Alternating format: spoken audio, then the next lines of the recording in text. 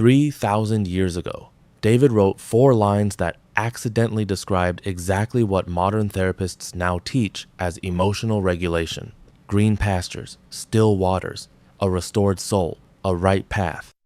Today, I'm going to show you that Psalm 23 isn't just a comforting poem for funerals, it's a daily emotional regulation protocol. And once you see the science behind each line, you'll never read it the same way again.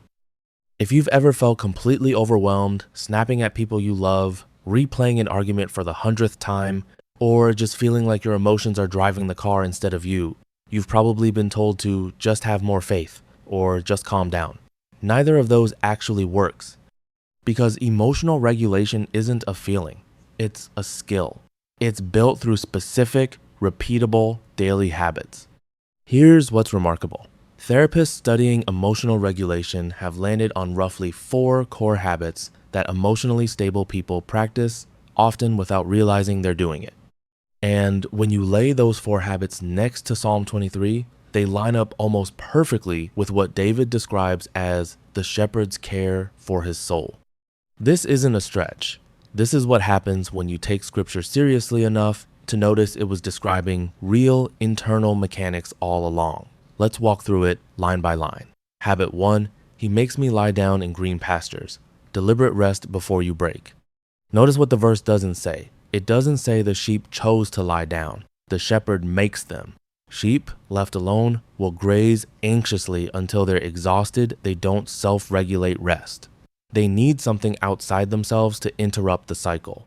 That's exactly the first habit therapists point to. Emotionally regulated people don't wait until they collapse to rest. They build in deliberate stillness before they hit empty: a walk, quiet time, a pause in the middle of the day where nothing is being produced or consumed. Your nervous system cannot regulate itself while it's constantly running. Green pastures aren't a reward for finishing the work. They're the interruption that makes the rest of your functioning possible. Practically, what's your green pasture?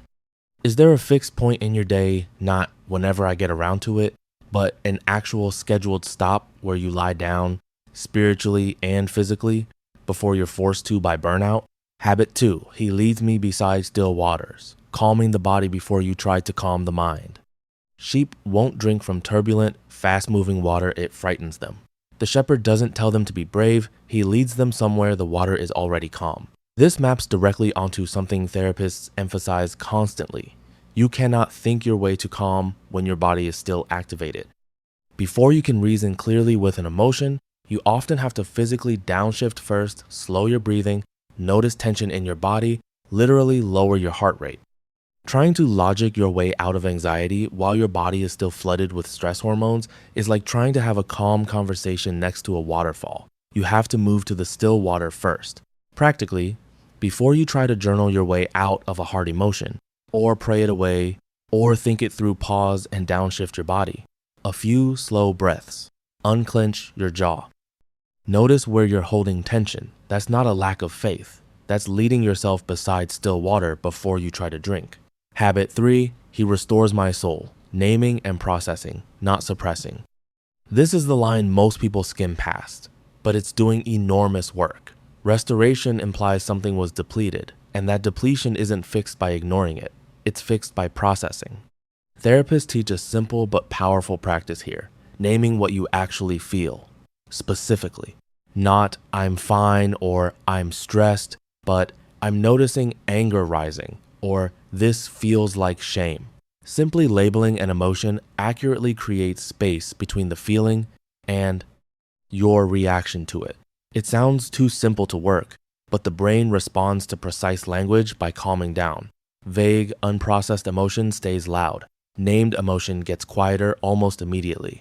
This is soul restoration in practice. Not stuffing the feeling down in the name of being strong or faithful.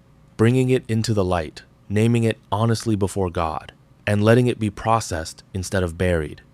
David modeled this constantly in the Psalms. He named his fear, his anger, his despair out loud in writing. That's not a lack of trust. That's the mechanism of restoration. Habit 4, he leads me in paths of righteousness. Reframing the story you're telling yourself. The final habit is the one most people think of first when they hear emotional regulation. but it actually comes last for a reason. You can't reframe a thought clearly while your body is activated and your emotion is unprocessed. Once you've rested, calmed your body, and named what you feel, only then can you actually examine the thought underneath the emotion. This is the practice of questioning the story. Is this thought accurate? Is there a more truthful way to see this?